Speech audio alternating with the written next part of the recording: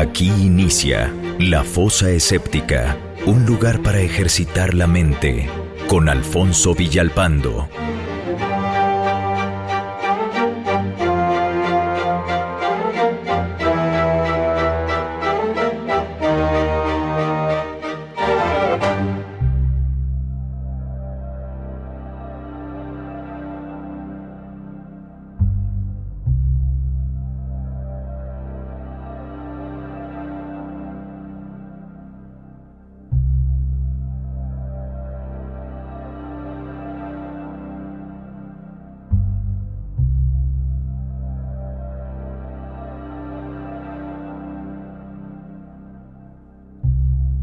All your ships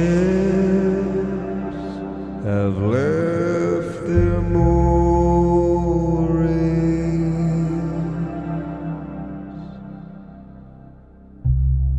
cast adrift on the Sargasso Sea. Hola amigos, ¿cómo están? Bienvenidos a la emisión 78 de La Fosa Escéptica. Vaya paradía, que tuve yo personalmente. Pero aquí estamos en La Fosa Escéptica. Les voy a contar un poco lo que fue, porque sí es extraordinario. Salí de la casa a una junta que tenía yo a las 11 de la mañana en mi trabajo. Y esa junta se alargó desde las 9 de la mañana, desde las 11 de la mañana, hasta las 9 de la noche.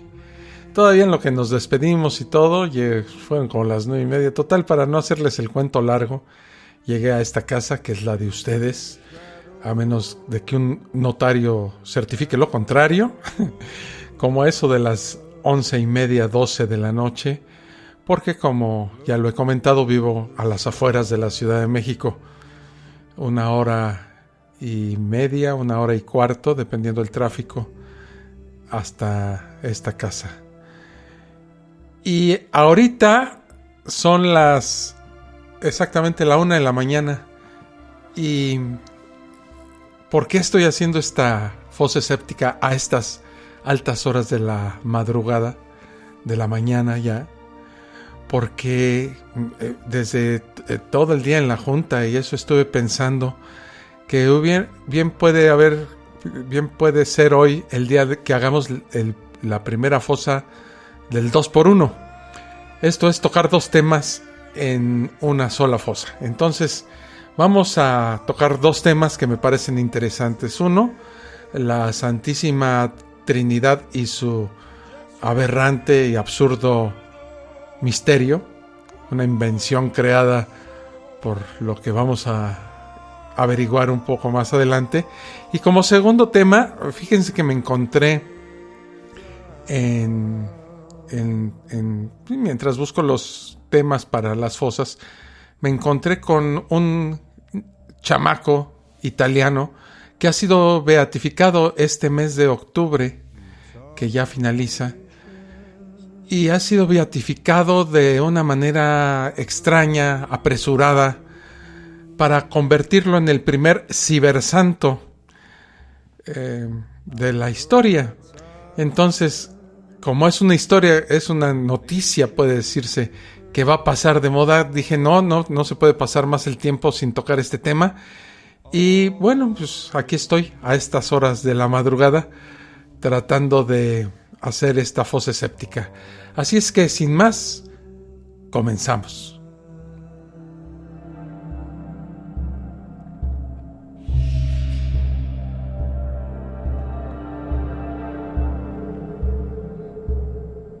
Turn back your clocks, open up your memories,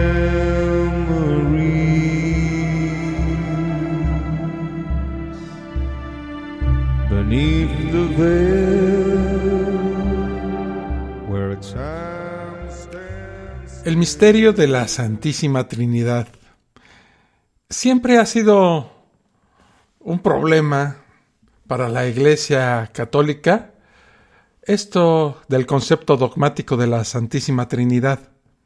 El creyente dogmatizado afirma que lo entiende, pero resulta ser muy difícil expresarlo con palabras debido pues, al misticismo que encierra, ¿no?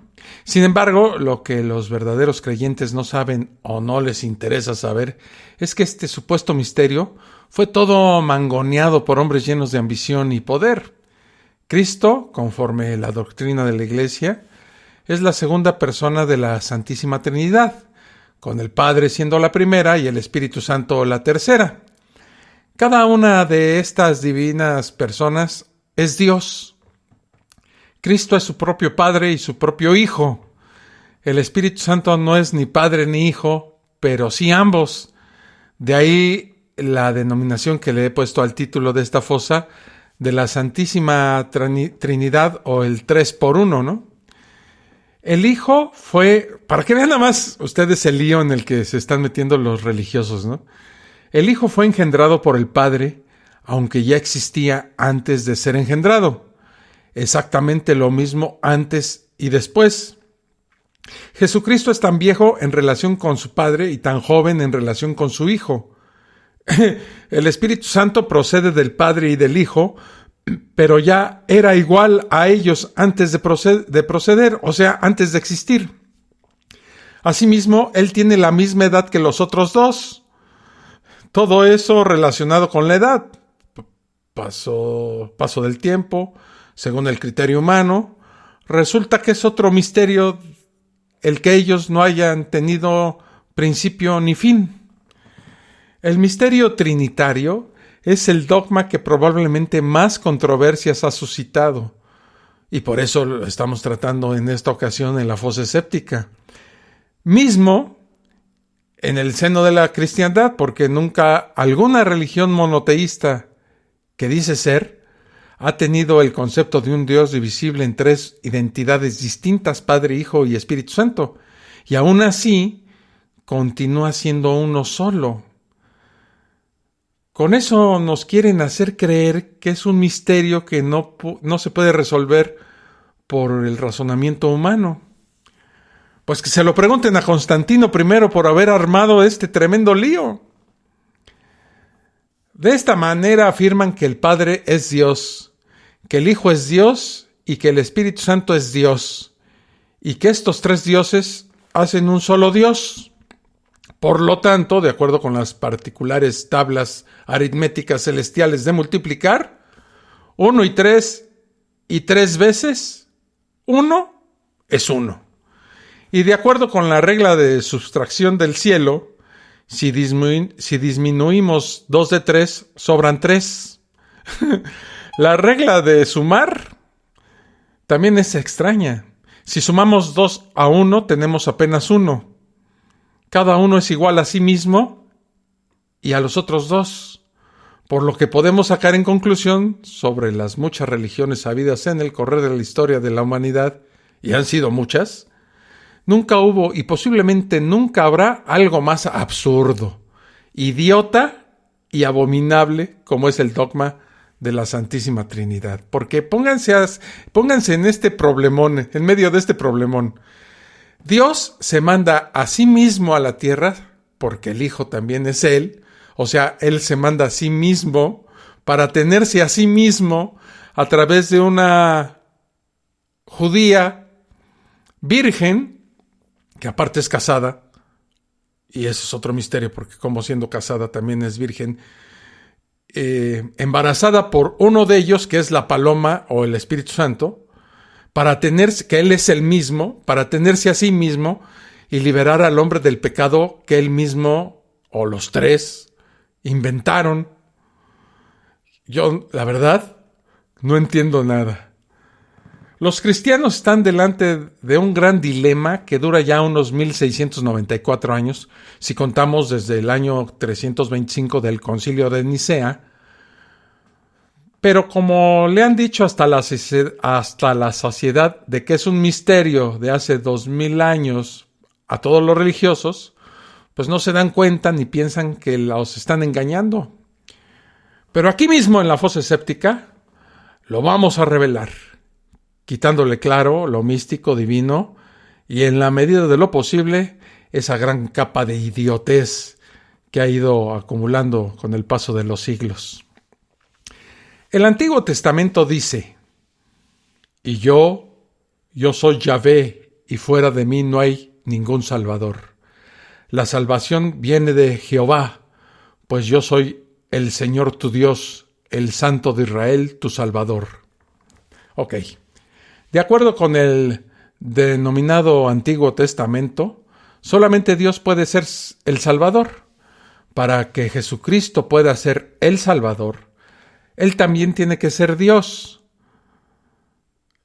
Vamos a hacer una cosa. Cuando noten que cambio mi voz, que la hago así solemne o así de verdad, es que estoy leyendo algún pasaje bíblico, Los defensores de la Trinidad citan el siguiente párrafo bíblico que voy a hacer a continuación. Para que sean uno, como nosotros somos uno, en el principio era el Verbo, y el Verbo estaba con Dios, y el Verbo era Dios.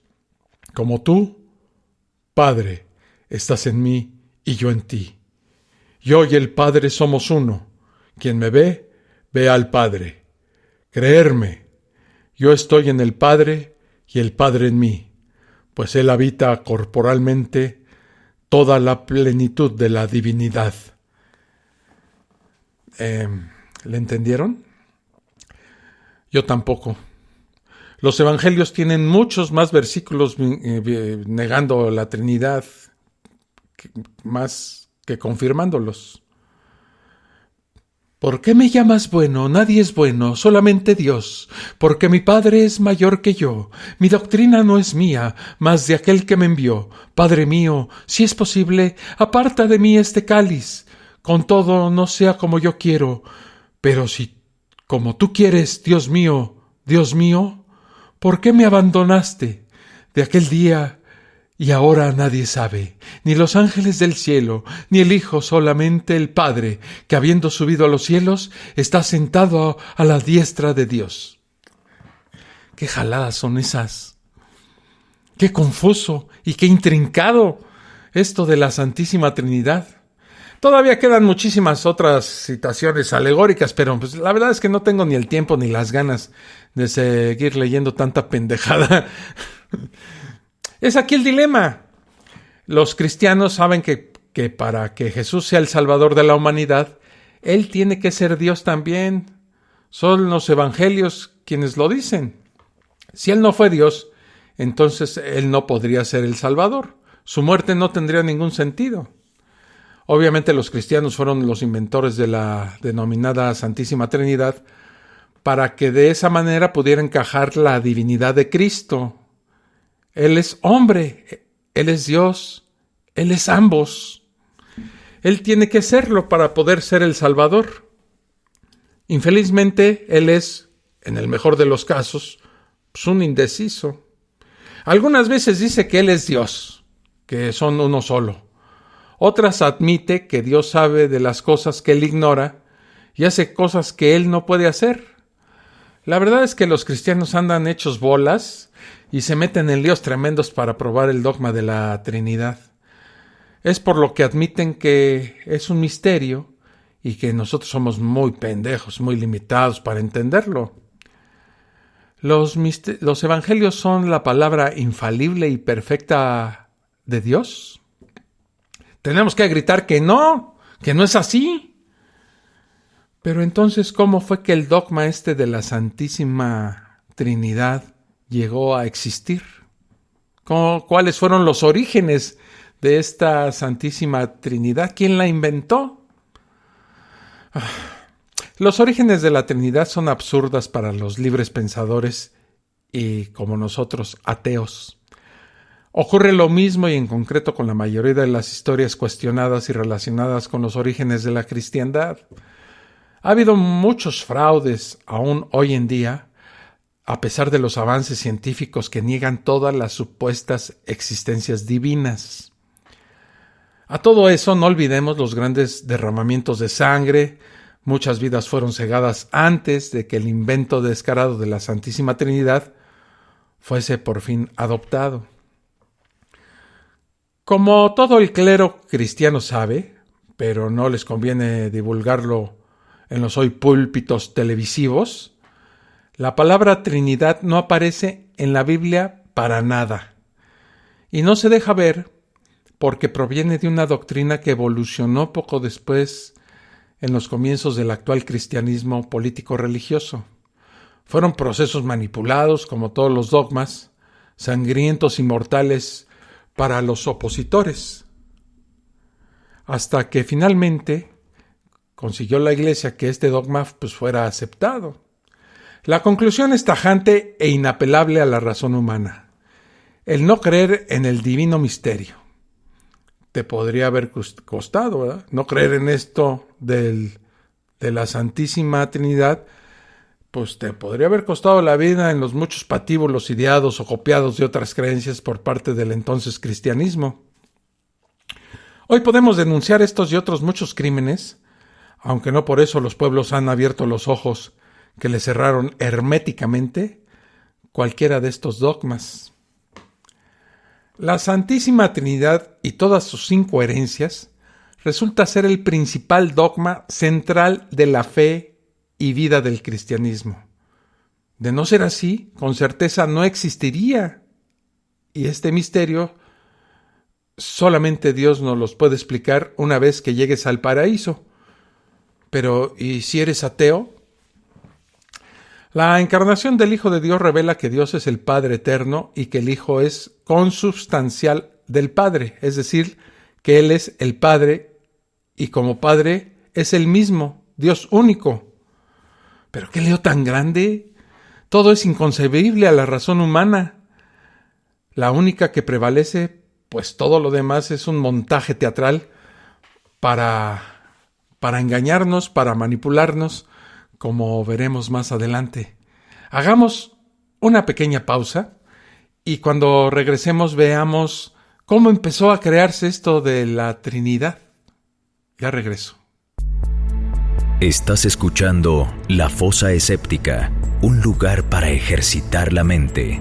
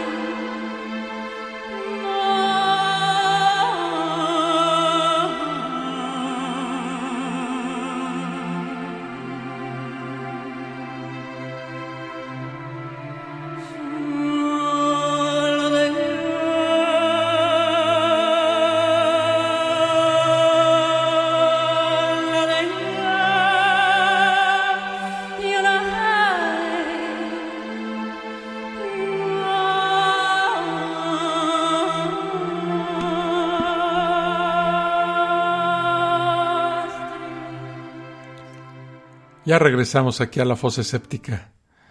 Bueno, ¿cómo empezó a crearse la Trinidad? Pues tenemos que mencionar otra vez a Fabius Valerius Constantinus, alias Constantino I el Grande, del cual ya hablamos en la fosa donde platicamos sobre el Concilio de Nicea. Como recordarán, era hijo del emperador Constantino I.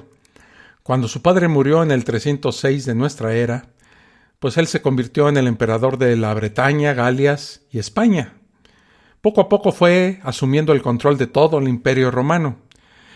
Divergencias teológicas relativas a Jesucristo comenzaron a manifestarse en el imperio de Constantino cuando dos fracciones principales se destacaron de las que ya había y discutieron sobre si Cristo era un ser creado, que era la doctrina de Arrio o Arrio, o parte del mismo Dios desde el principio de los tiempos, o antes, que se conoce como la doctrina de Anastasio. La guerra teológica entre los adeptos de Arrio y Anastasio se volvió insoportable. Constantino empezó a presionar a la Iglesia para que las dos partes llegasen a un acuerdo antes que la unidad de su imperio quedara amenazada. Finalmente, el emperador convocó un concilio, como ya sabemos, el concilio de Nicea, en el año 325, pues, para así resolver las disputas de estos dos bandos, ¿no? Apenas, como sabemos, comparecieron 318 obispos, un 18% de todo el imperio. De estos 318 obispos, solamente un 10% correspondía a la parte occidental del reino de Constantino, poniendo así la votación pues muy desigual. Como ya vimos en otra fosa escéptica, el emperador manipuló, presionó, amenazó, corrompió el concilio para garantizar que votarían en lo que él quería y no en algún consenso a los que los obispos pudiesen llegar. Fueron muchas las astucias y manejos que la Iglesia llegó a realizar, pero aún hoy en día insiste la Iglesia que Constantino fue el primer emperador romano cristiano. Sin embargo, lo que nos interesa por lo menos divulgar, es que aquel imperial cristianismo estaba motivado por cuestiones políticas. Es altamente dudoso que él verdaderamente hubiese aceptado la doctrina cristiana. Como ambicioso político, mandó matar a uno de sus hijos, además de un sobrino, su cuñado y posiblemente una de sus esposas. Él mantuvo el alto título de sacerdote de su religión pagana hasta el fin de su existencia y solamente fue bautizado en su lecho de muerte precisamente por un obispo del bando de los arrianos, ¿verdad? De Arrío. Constantino, a pesar de haber dado su apoyo incondicional al cristianismo, tal vez su gran error se sabe que él nunca llegó a declararse cristiano. Sin embargo, la que sí tuvo gran éxito con la secta cristiana fue su madre Helena, de la cual ya hablamos, ¿no? Una auténtica devota, posiblemente hasta fanática, puesto que la declararon santa. Recordemos que ella fue a Jerusalén y visitó todos los lugares donde supuestamente vivió Jesús. Más aún, las cruzadas, que entre otros menesteres tenían la misión de liberar esos lugares del infiel Islam, pues no habrían existido sin la tal Helena. Ella envió una comisión de expertos a excavar lo que vendría a ser la Tierra Santa en busca de las reliquias, o sea, estos restos relacionados con el dudoso pasaje del Nazareno por aquellos lugares. Como era de suponer y ocurre en las novelas, pues mágicamente fueron apareciendo y hallados casi todos los elementos que se relacionaban con Jesús, como la cruz en la cual fue ejecutado. Y esto sin haber ninguna duda de su autenticidad debido a los muchos supuestos milagros que dicho objeto realizó. Posteriormente, Helena, muy emocionada por estos descubrimientos, fue recibiendo otros, ¿no? Como los clavos de la crucifixión, la corona de espinas, la lanza. Y hasta la esponja con el que le dieron a Jesús de beber vinagre. A todo eso, desde las grandes catedrales posteriores hasta las más humildes de las iglesias, pues fueron recibiendo reliquias y huesos de santos dotados de singulares milagros. Hoy aún existe esa mala costumbre de dar a besar esos y otros despojos del pasado a los creyentes del presente. ¿Pero por qué hablamos otra vez de Constantino en esta fosa escéptica? Porque fue precisamente él, en el Concilio de Nicea, patrocinado por él mismo, donde surge el dogma de la Trinidad. Como ya hemos comentado, la mayoría de los obispos presionados por Constantino votaron a favor de la doctrina de Anastasio, adoptándose de esta manera el credo que le favorecía. Por otro lado, Arrío fue condenado y exiliado. Varios obispos abandonaron el concilio antes de la votación, pues para evitar controversias. De esa manera, allí Jesucristo fue aprobado y declarado que era una única sustancia como el Dios Padre. Es significativo que después de tantos siglos, las iglesias ortodoxas discrepen de esa doctrina cuando ellas no tuvieron ninguna influencia ni libertad alguna en la polémica votación. Los obispos que votaron a favor del arrianismo también fueron exiliados y los escritos de Arrío destruidos. Constantino decretó que cualquier persona que tuviese documentos perniciosos estaba sujeto a la pena de muerte. Así se arreglaban las cosas en esas épocas y así se arreglan las cosas en la actualidad. El credo de Nicea, que perdura hasta nuestros días y que es repetido todo el tiempo en todas las misas y en todo momento por los cristianos, quedó así decretado y constituido. A pesar de la adopción del credo de Nicea, los problemas religiosos continuaron y en pocos años la facción arriana comenzó a recuperar el prestigio y control. Regresaron del exilio. Se volvieron tan poderosos que Constantino los rehabilitó y denunció al grupo de Anastasio, o sea, al contrario. Arrio y los obispos que les apoyaron volvieron del exilio. Ahora fue Anastasio el que fue excomulgado y desterrado. Cuando Constantino murió, después del bautismo que le hicieron los arrianistas, su hijo restauró esa teología arriana y sus obispos aprovecharon la oportunidad para condenar al grupo de Atanasio. Nada nuevo bajo el sol. Esta serie de traiciones y hechos de corrupción también perduran hasta nuestros días. En los años sucesivos, las disputas teológicas continuaron hasta que los propios arrianistas, abusando tanto del poder, fueron derribados. Lo que no ha ocurrido con los abusos protagonizados durante muchos siglos por el propio catolicismo, hasta que surgió el protestantismo. Pero eso, a pesar de las innumerables persecuciones, guerras e inquisiciones cometidas por ambas creencias cristianas, equivale a decir que era como salir de Guatemala para entrar a Guatepeor, como decimos aquí en México, ¿no? Siguiendo con Constantino, pues al igual que en el protestantismo, las controversias político-religiosas causaron violencia y las muertes generalizadas. En el año 381, el entonces ya emperador Teodosio convocó un concilio en Constantinopla. Ahí apenas los obispos trinitarios fueron convocados a participar, o sea, los que creían en la Santísima Trinidad. Los 150 comparecientes votaron una alteración en el credo de Nicea para incluir al Espíritu Santo como parte de la divinidad. La doctrina de la Trinidad desde entonces formaba parte de la Iglesia y también del Estado, la misma que sigue actuando desde entonces. Es obvio. Sabemos que ha habido algunos cambios durante su largo recorrido por la historia del mundo, basándose en concilios, adaptando los dogmas según las necesidades de cada momento. El último conocido, aparte de las muchas encíclicas papales que no han mejorado a la humanidad, es el llamado Concilio Vaticano II. Pero en el fondo son los mismos y eternos engaños que llevan al embrutecimiento de los pueblos.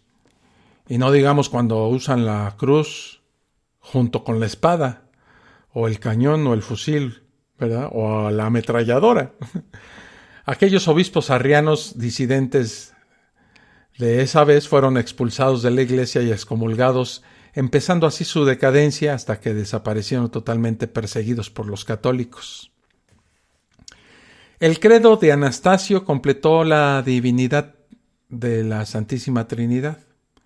Así pues, el credo trinitario de Atanasio fue finalmente establecido, probablemente en el siglo V. En realidad ya no fue escrito por el propio Atanasio, pero sí recibió su nombre. Allá por el siglo IX, el credo ya estaba establecido en España, Francia, Alemania, etc., ¿no? Habían pasado algunos siglos desde el tiempo en que supuestamente Cristo anduvo por las tierras de Palestina para que así pudiera la doctrina de la Trinidad agarrarse en gran parte de Europa. Las políticas expansionistas de los gobiernos y la Iglesia fueron las razones principales que llevaron a ser aceptada y que existiera la Trinidad, convirtiéndose esa doctrina en oficial por parte de la propia Iglesia Católica. Como se ha podido ver hasta ahora y llegar a la conclusión, Por supuesto, no para el clero y sus creyentes. Los adoctrinamientos trinitarios resultaron ser organizados de las mezclas de fraudes y política, un emperador pagano y fracciones de guerras y persecuciones que causaron muertes, sufrimientos y grandes derramamientos de sangre. ¿Por qué surgió ese clamor y el desmesurado interés de elevar a Jesús y al Espíritu Santo a posiciones iguales a las del Dios judío cristiano? Bueno, pues simplemente porque el mundo pagano y otras religiones más antiguas estaban habituadas a tener 3 dioses o trinidades como divinidades devotas a adorar. La Trinidad satisfacía a la mayoría cristiana que había surgido de culturas paganas, griegas y de cercano oriente. Por lo tanto, aquellos comienzos del cristianismo no pudieron librarse de las antiguas tradiciones muy arraigadas en aquellos pueblos. Ellos las adoptaron, o sea, los cristianos, como anteriormente ya tenían adoptado otras tantas tradiciones iguales o similares. Pudo influir el hinduismo que abrazaban las 3 divinidades: Brahma, dios de la creación; Vishnu, dios de la manutención; y Shiva, dios de la destrucción. Unas de las muchas trinidades del antiguo Egipto eran Horus, Isis y Osiris. Los fundadores de las primeras iglesias cristianas no tuvieron la más mínima idea de que el concepto de la Trinidad pudiera surgir, ser votada por intereses políticos religiosos, impuesta por emperadores y un día llegar a formar parte integrante del cristianismo moderno, concluyendo con el Concilio Vaticano II y habiendo tenido sus orígenes en el Concilio de Nicea. No hay ninguna sorpresa que el tal concepto sea difícil y misterioso de explicar para la Iglesia Católica. Explicar los orígenes de esta Trinidad sería poco menos que ponerse la soga al cuello. ¿Hay un Dios cristiano o un 3 en 1? Nuestra contundente respuesta es ninguno, pero la mayoría de las iglesias cristianas apoyan la doctrina de la Trinidad, aunque quedan otras que la rechazan. Después de estos razonamientos, que no nos vengan diciendo que las religiones cristianas, empezando por la católica, son monoteístas. Eso es lo que presumen desde hace siglos. Pensamos que no saben sumar o se hacen los pendejos. Bueno, en realidad son sus asiduos creyentes que están ciegos por la fe. Para terminar con este tema, quiero decir que por mucho misterio que quieran insistir con esto de la Trinidad, lo tienen que demostrar. No deja de ser un tremendo engaño a los ojos de la suprema razón natural y humana. El cristianismo no deja de ser una religión politeísta, para los que de esa manera la quieran reconocer. Y si no, miren la bola de santos, beatos y canonizados que hay en la iglesia. Definitivamente sigue la tradición politeísta que siempre ha mantenido en ese tipo de creencias la especie humana. Vamos a hacer una pausa, porque ya acabamos con este tema. Y el segundo de la noche en el 2x1 de la fosa escéptica, el cibersanto. Y se va a poner bueno. Vamos a hacer una pausa. Regresamos a la fosa escéptica. Estás escuchando La Fosa Escéptica, un lugar para ejercitar la mente.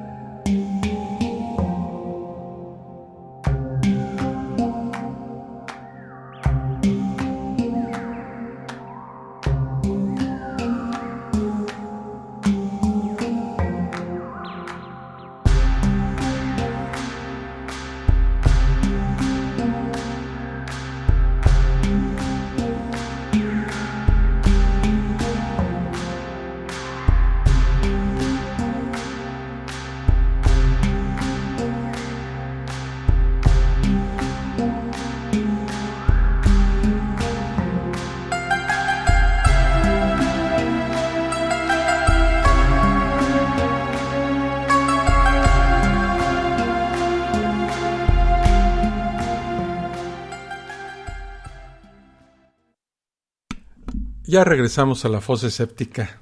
Miren, este mes de octubre de este año, 2020, fue beatificado Carlo Acutis, en medio de la mayor pandemia que ha azotado a la humanidad en la historia reciente. Antes de su muerte, Carlos fue un joven católico que utilizó el Internet y las incipientes redes sociales de principios del siglo XXI, pues para promover sus creencias religiosas. En el año del 2006 falleció de leucemia a la edad de 15 años, siendo sin duda una enorme pérdida para su familia y para quienes lo conocían.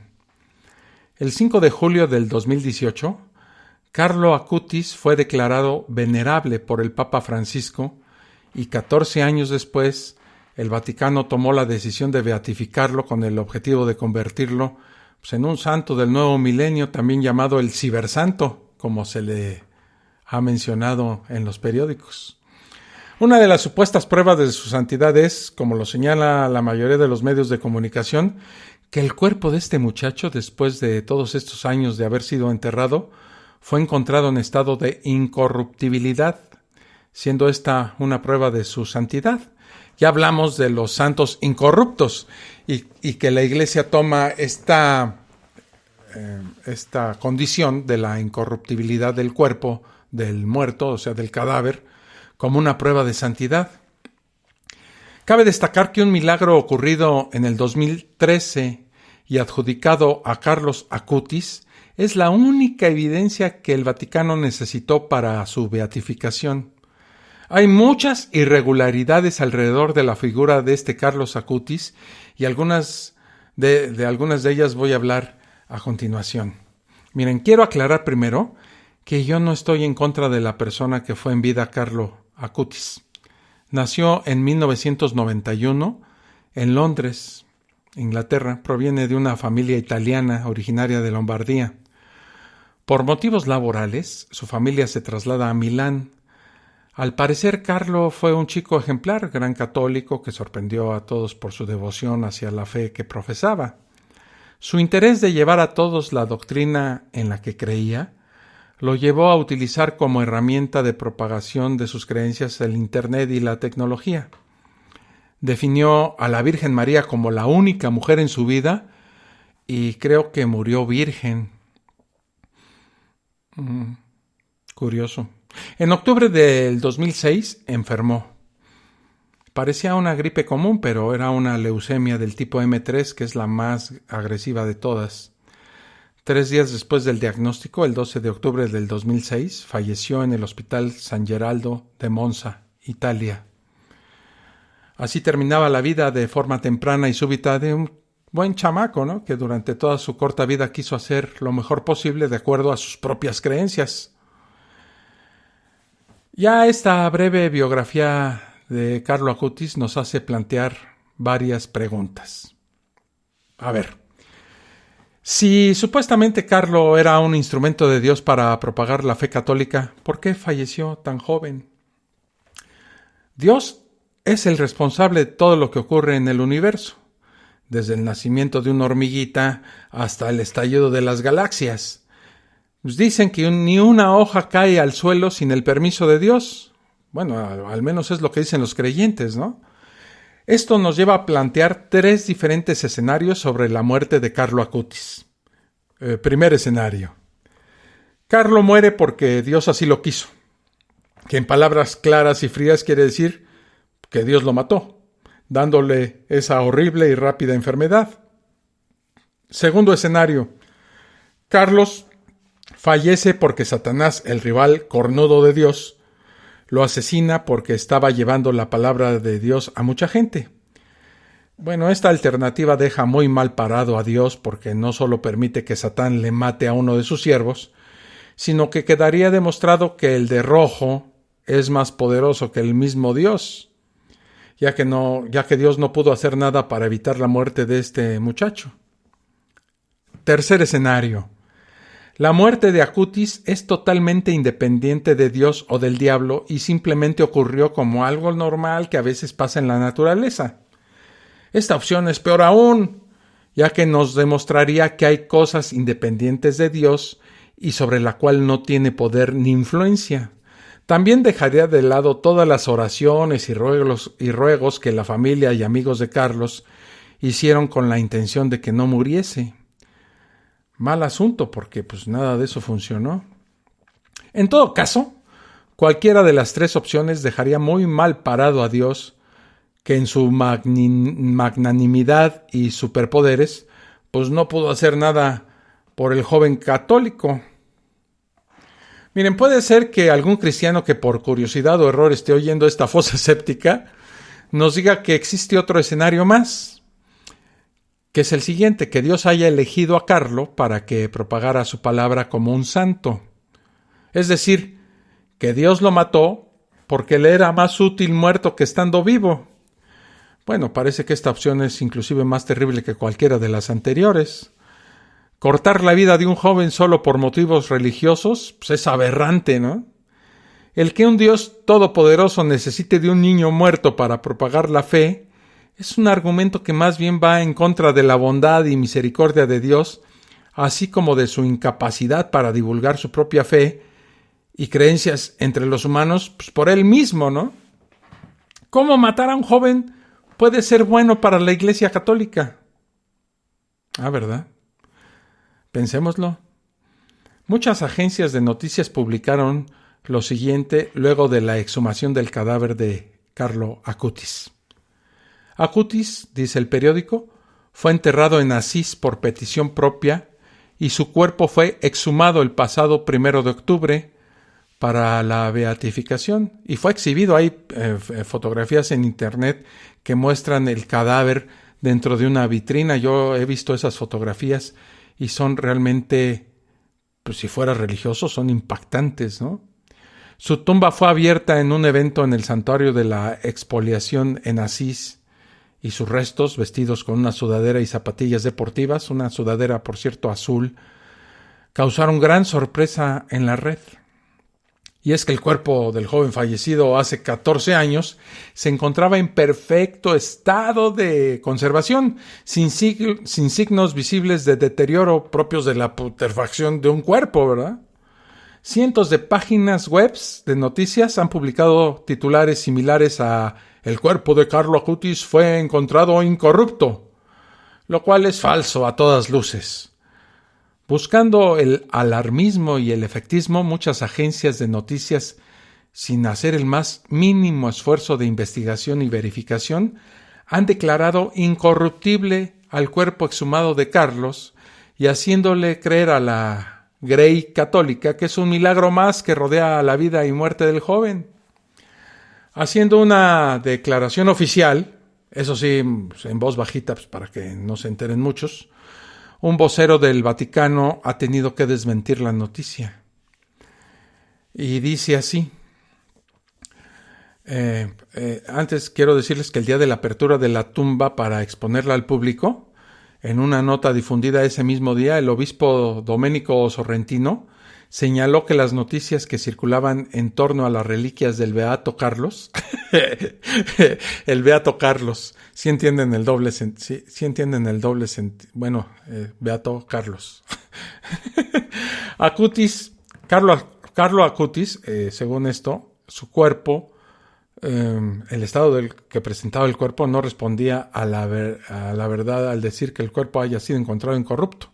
O sea, el obispo Domenico Sorrentino afirma que el cuerpo, las reliquias de este joven, pues no estaban incorruptas.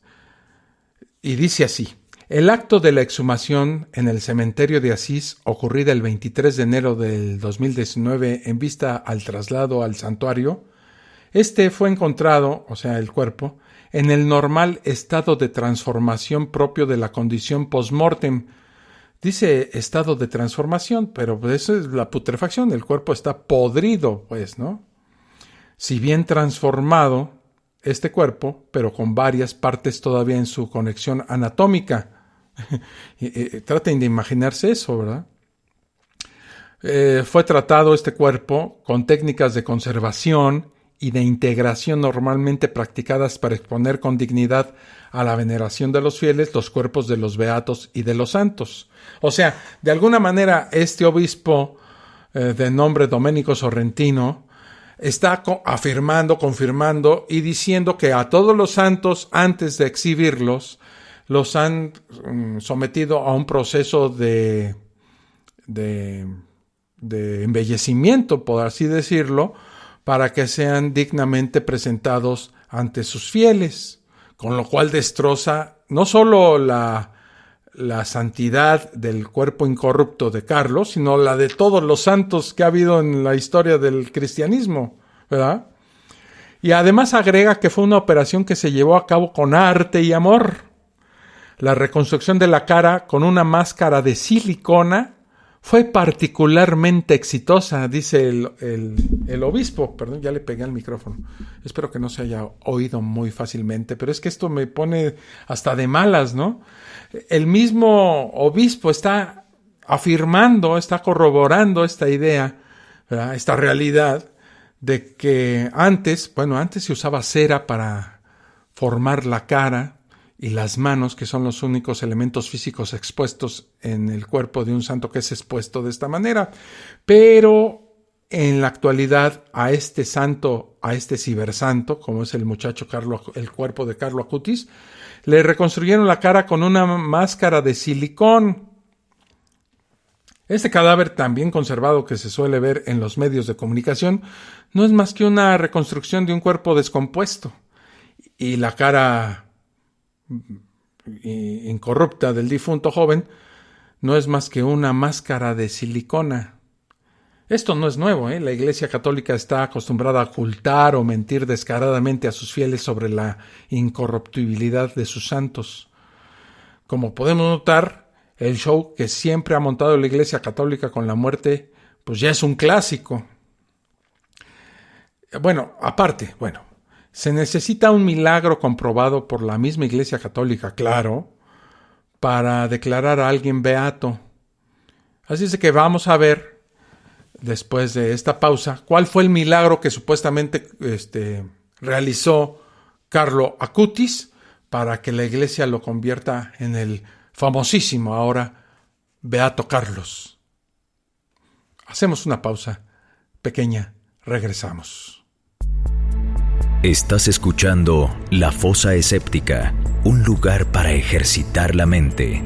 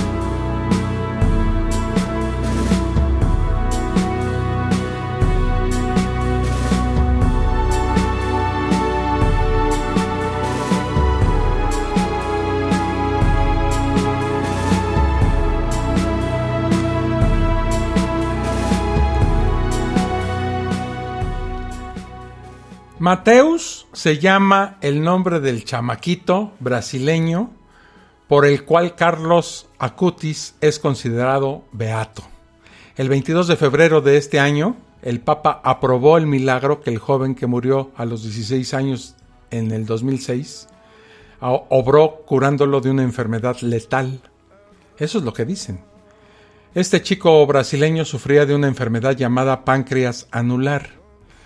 El 12 de octubre del 2013, a 7 años de la muerte de Carlo, que ocurrió el 12 de octubre del 2006, como ya sabemos, un niño afectado por una malformación congénita, que es el páncreas anular, llegado su turno de tocar la estampita del futuro beato, expresó un singular deseo como una oración y dijo: quisiera poder no vomitar jamás o de nuevo. Inmediatamente comenzó la curación al punto que la morfología del órgano en cuestión cambió. Según la prensa brasileña, La mamá de Mateus se preguntaba durante las misas por qué se mencionaban a santos con milagros realizados hace más de 100 años. Y ella dijo que la iglesia necesitaba santos actuales. Le decía esto a un amigo sacerdote, el padre Marcelo Tenori. Luciana, la mamá de este niño Mateus, rezó varias novenas para pedir por la sanación de su hijo, pero pues, no eran suficientes. Y dice ella que se dio cuenta de que necesitaba rezar todos los días, con mucha fuerza. La madre siguió rezando en la pequeña capilla que le levantó a Carlo en la parte trasera de la casa y en el altar que hizo en su habitación, o sea, en la habitación de Mateus, pidiendo que algún día Mateus, este niño, se pudiera alimentar solo. Así, en la misa, cuando le llegó el turno a Luciana, ella se encontraba en el pasillo de la iglesia acompañada de su padre, quien pidió llevar a Mateus en sus brazos. Imaginen esa imagen, ¿no? Mientras se acercaba a la reliquia, el abuelo del niño se inclinó para besar la reliquia, pero Mateus puso su brazo para detenerlo. Le dijo, espérame tantito, abuelo. El niño le habían explicado que la petición se hacía en el corazón, o sea, en silencio, pero él pidió en voz alta dejar de vomitar. El sacerdote le preguntó a la señora que qué era eso y ella se quedó sin respuestas. Eso es lo que dice la mamá, ¿no? Cuando Luciana preguntó a su hijo qué había pedido, Mateus la sorprendió respondiendo que ya estaba curado gracias a Carlo Acutis. Ya en casa, el niño pidió comer y le preguntó a su hermano pues, qué había de comer y le dieron arroz, frijoles, bistec y papas fritas. Ese fue el menú del niño supuestamente ya curado, ¿no? La madre esperó un mes hasta estar segura de que su hijo podía comer normalmente. Luego volvió donde los médicos y estos le dijeron que su crecimiento no sería de la noche a la mañana porque el niño no había crecido debido a esta malformación congénita y que es el páncreas anular, ¿verdad? Y los médicos le explicaron a la señora que permanecería delgado por un tiempo, pero ella notó que ya estaba ganando altura y también estaba ganando peso. Bueno, hay varias cosas que decir al respecto de este milagro.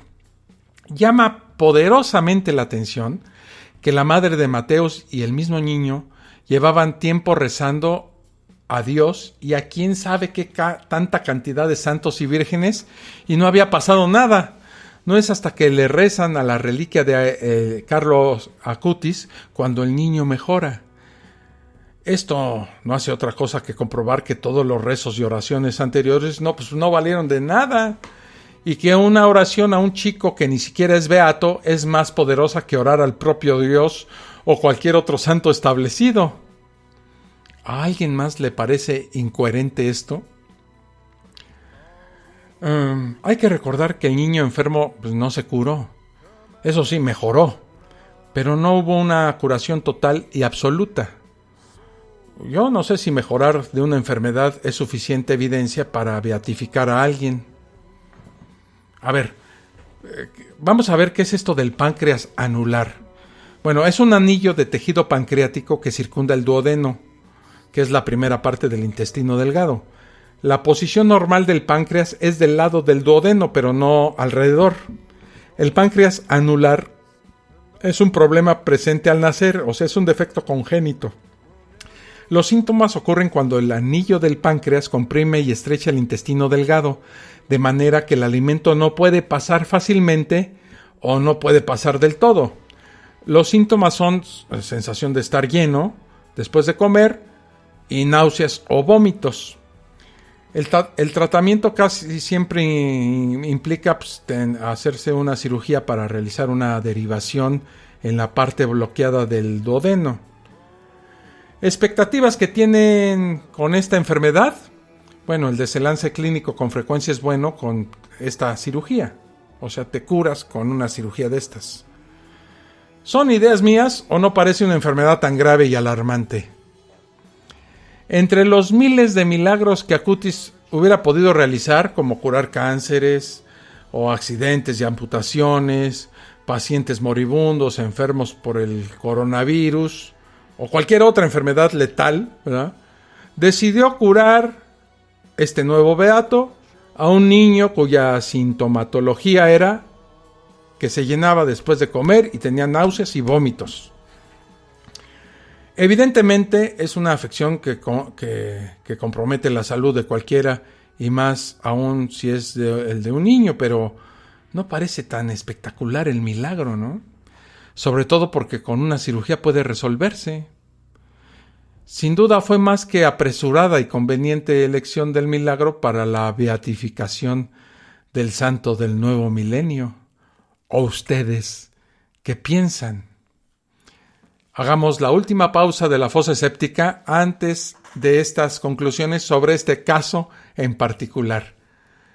Estas conclusiones que pueden ser interesantes. Así es de que regresamos rápidamente. Estás escuchando La Fosa Escéptica, un lugar para ejercitar la mente.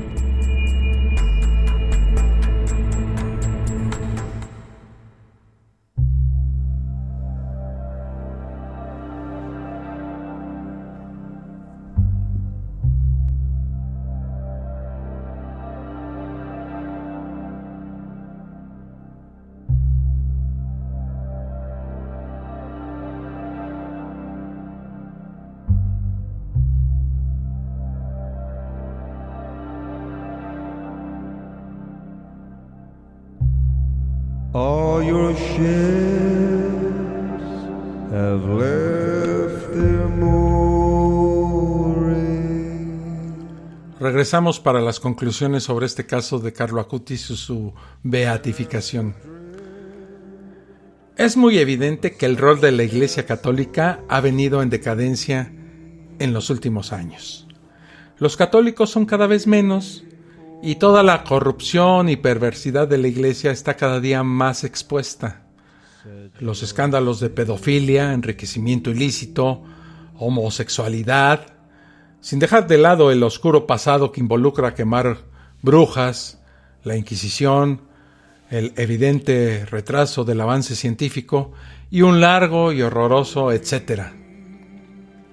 Ante toda esta aplastante realidad, los católicos abandonan la Iglesia como ratas en un naufragio, buscando otras alternativas al menos más honestas y con menos controversia. Por eso la alta jerarquía católica, en su desesperación de captar nuevos y jóvenes adeptos, ha encontrado en Carlo Acutis una posible tabla de salvación. Porque miren, un chamaco joven, dinámico, comprometido, utilizando el internet y las nuevas tecnologías para transmitir el mensaje católico, bueno, sin duda Carlo ha venido, como dice el presidente de México, le ha venido como anillo al dedo a la Iglesia Católica, y de ahí que ésta tenga tanta desesperación para santificarlo. Han pensado en él como posible patrono del internet.